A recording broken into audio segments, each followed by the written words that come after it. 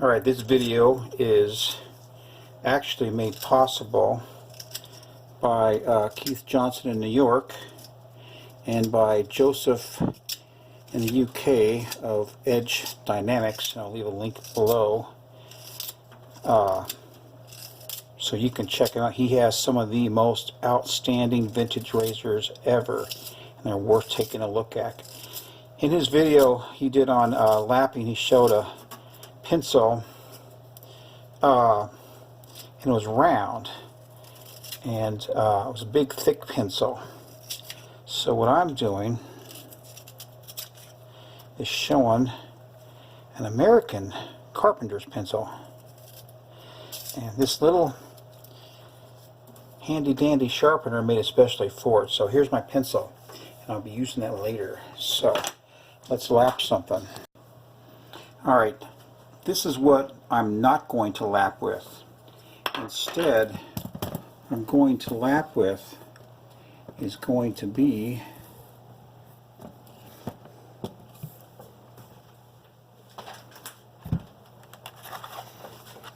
the Atoma 400. Now there's a few different theories on how to use this, and it all coincides with your surface, the surface of your stone. So what I'm going to do is I'm going to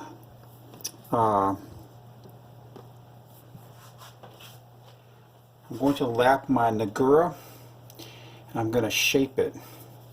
That's first thing I'm going to do, but I'm not going to do that on the video because I have this I've been dying to get to. So what I'm going to do here is this is my new Coticule from Keith Johnson, and what I'm going to do is I'm going to of course pencil it and lap it, and I'm going to hone a razor on it. And before I hone a razor, I'm going to get a good picture of the edge. I think I have a straight razor that I didn't go through my Shapton progression with, so I want to get something and be able to watch what it does. And heck with it. I might even just grab my Philharmonica and do my own test run with that thing. But what I'm looking for is the difference between the edges, and not only look but in feel. In a couple of days I'll be shaping with this. So let me get it all marked up. And I liked the way Joseph did his edges like this. I think it's important that when you lap a stone that you do get to the edges. And just put some marks on it. Nothing too heavy, meaning I'm not pressing really hard down on the stone. So I had a nice little pond I improvised, but I can't seem to find it anywhere. I've had it for 4 years, and I've always had it in the same place and just disappeared. So now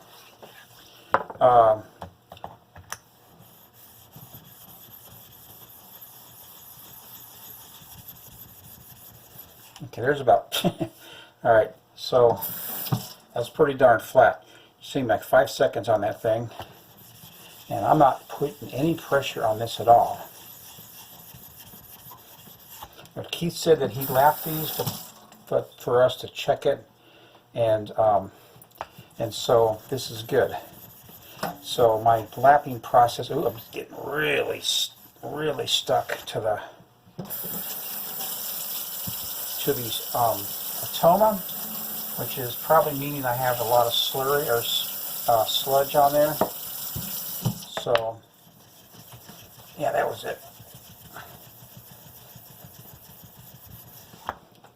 So, and I just may move this to the sink and do it on the sink and just let some water run over it. But for right now, I guess I'll just keep doing it this way. Super light, no pressure at all. There's my sludge buildup, and I always hold the edge of the part right here, so because I don't want anything flipping off on the floor. Oh man. So that's about it. I got a little spot right there. I think I'm just going to do it again.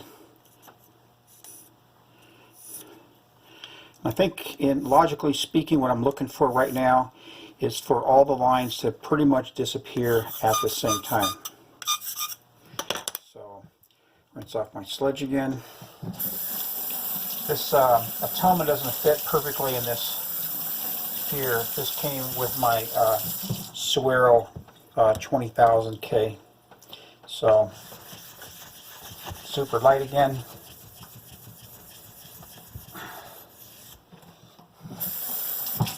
There it is, see that?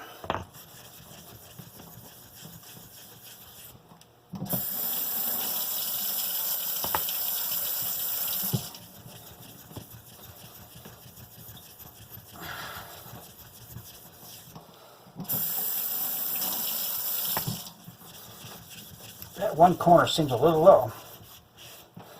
And I don't think I'm going to worry much about it, but I am going to do a super, super light lap on here.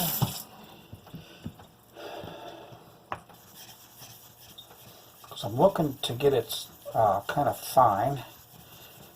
Because I always think of,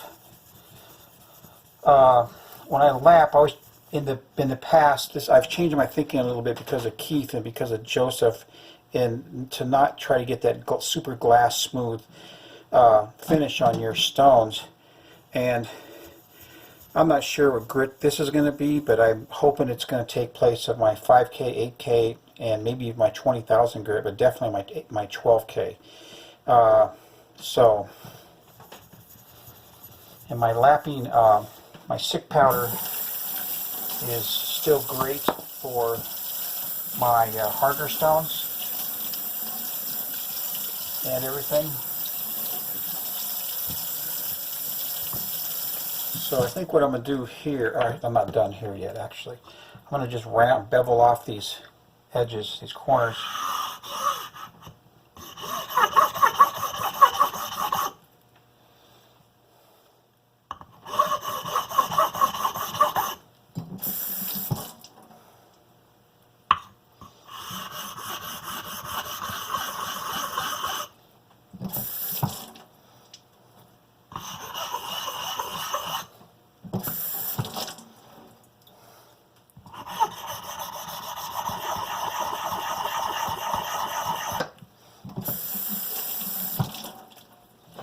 Alright, you can probably see it pretty good now that I beveled off those corners.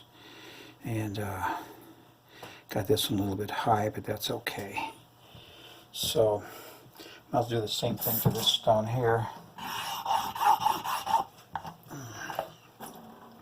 Feel really sloppy without my little pond I made. I don't know what happened to that thing. So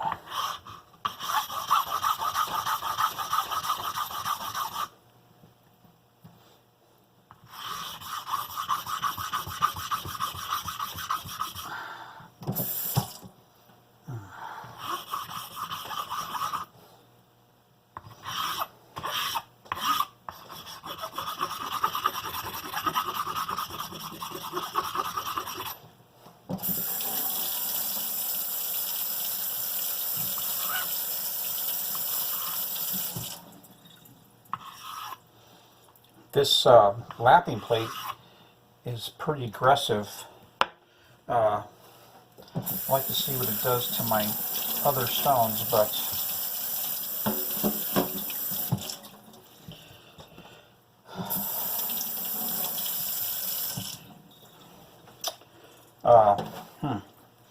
okay, so for now I am done. I need to go find a razor, and I'll build a slurry.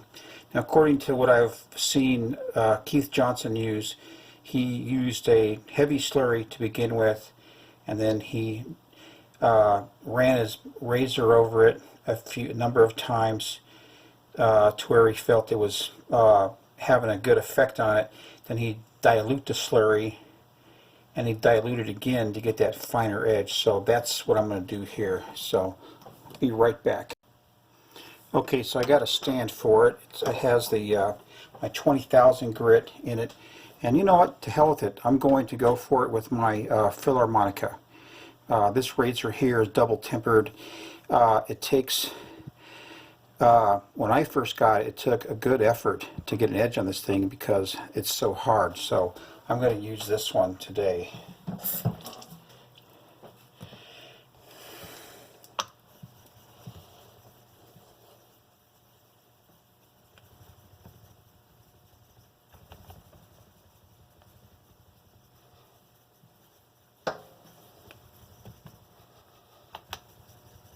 I could use the Atoma also to build a slurry probably quicker, but this razor used to shave so well and everything. So see if you can see. I just moved it. Okay.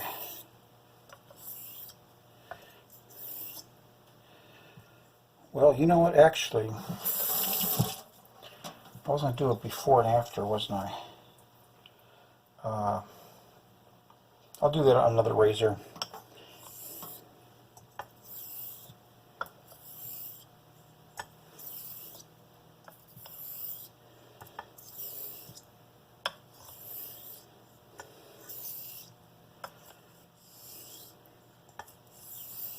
Feels good. It's real silky.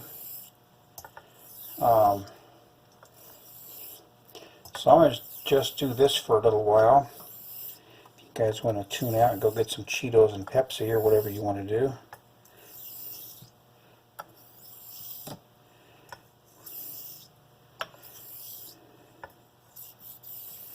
Guess I could try it freehand like this too. That'd be interesting for me. Watch your fingertips though. It's I can feel the grittiness of the slurry, and the stone actually fits and very natural when I'm honing like this.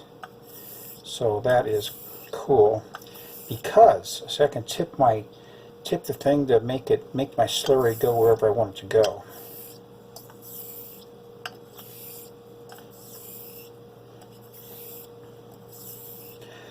So I guess I'm going to do quite a few progressions on this, and I'm excited about what this edge is going to shave like, or how this edge is going to shave. And I'll tell you, you run into people like Joseph from Edge Dynamics over there in the UK, and people like Keith Johnson, and you really want to step up your game a little bit. And I'll tell you, this Coticule is something that I've been wanting to pull the trigger on for a long time. But, you know, there's one thing about YouTube. You can learn almost anything on YouTube. But sometimes you have to take what's being taught with a grain of salt. And I think we all know this. And I think that one reason I didn't want to mess with these Coticules is because people were saying, oh, I can get an edge, it's a different hole in a different game, and all this, and so I kind of shied away from it. But you know what? I learned how to hone pretty much by myself. Watch a few videos too, but so if I can learn how to hone with the progression that I had, then this is a step up. And I'll tell you, if I can eliminate some progression with this stone, then yeah, I'll be shitting in high cotton, as they say over here in America, Joseph. So, I'm not counting, I'm just feeling the suction. The edge, as it gets sharper and sharper and keener, it will create an airtight seal against the stone. And I can feel it suctioning down. I need to add some water though. I think I'll add some more slurry too.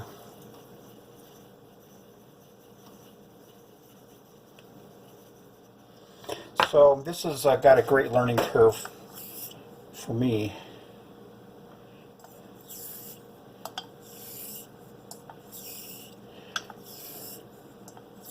Milky white slurry. I'm trying real hard not to lose my slurry as each blade passes.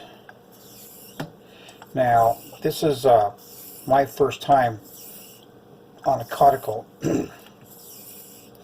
And if you hone on a Coticule, then don't be afraid to weigh in. I don't care what you have to say, man. You can say whatever you want, because I'm just trying to learn how to do this, and I don't think I'm going to do too badly. I can see my slurry getting darker.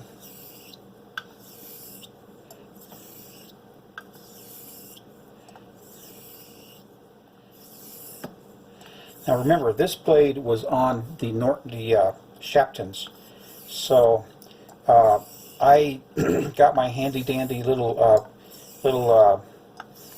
lens kit for my smartphone, took some pictures of the Bismarck, and that thing looks like a chainsaw. That edge looks like a chainsaw, and I'm shocked by it because I went through so much effort. I probably honed that thing probably 5 or 6 times. But this last time, I honed it, and I did 2 slurries, and my edge comes out like that. Give me a break. So this is going to be interesting. And after this, I might just grab that damn thing and see what kind of edge I can put on it. But I need to do some spine work. I need to check out the spine, because that's one thing I didn't do when I bought it. The spine was like someone honed it like this with a half stone, and it messed up the spine. It stepped the spine. So by the time I got it, and I never did anything to correct that spine, and that is my fault. All right, so I'm going to move under the sink now, I guess. So let me just rearrange some stuff here real quick.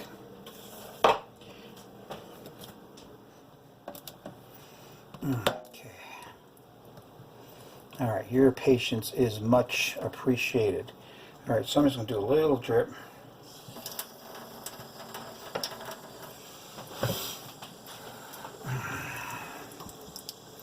I gotta watch this long handle. I don't smack anything.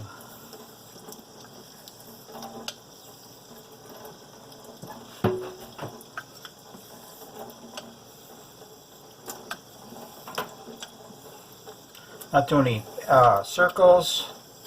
I'm just doing this type. The stone with the clear water has changed in texture because there's no slurry in it. And I gotta tell you the truth right now, I'm pretty excited about shaving with this razor. I'm pretty excited about everything that I've been doing the past couple days.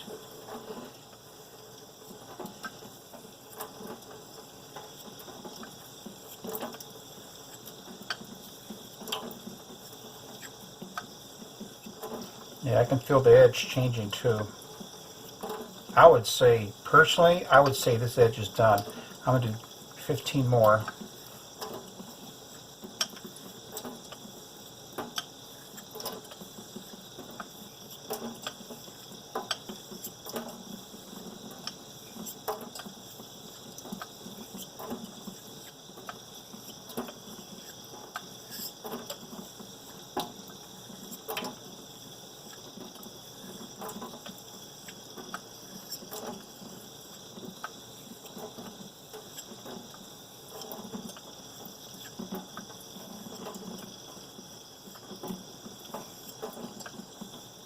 Alright, that's 16, so that's pretty good.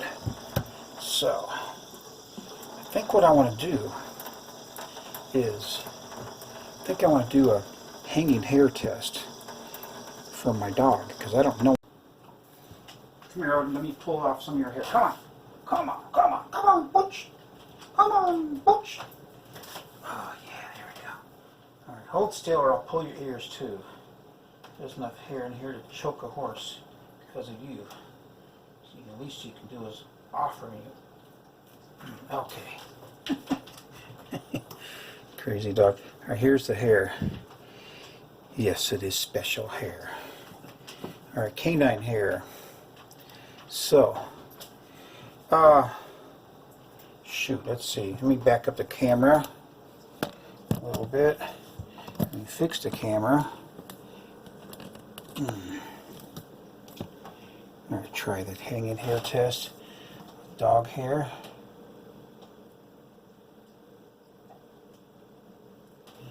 You know something, I actually have a theory about the hanging hair test. And I don't know, I just cut it there. I don't know if I'm right or wrong, but, oh yeah, did you see that? It's cutting that dog hair like nothing. Alright, so my theory, and it's untested, it's actually an assumption that okay, I got into a honing group here in Colorado, and I only went there 2 times because they kind of stopped calling me because the head guy said that a 12K is all you need for a good shave. He says, yeah, okay, that's fine. I said, but I go to the 20K, then I go through the lapping sheet too. And one thing led to another, and I brought out my USB 400 times magnification microscope, and I showed my edge, and I showed his edge. Now my edge was like, you couldn't see any variance in that edge at all. When I showed his edge on the 12K finish, it looked like a serrated knife. And that was the last time I was invited there.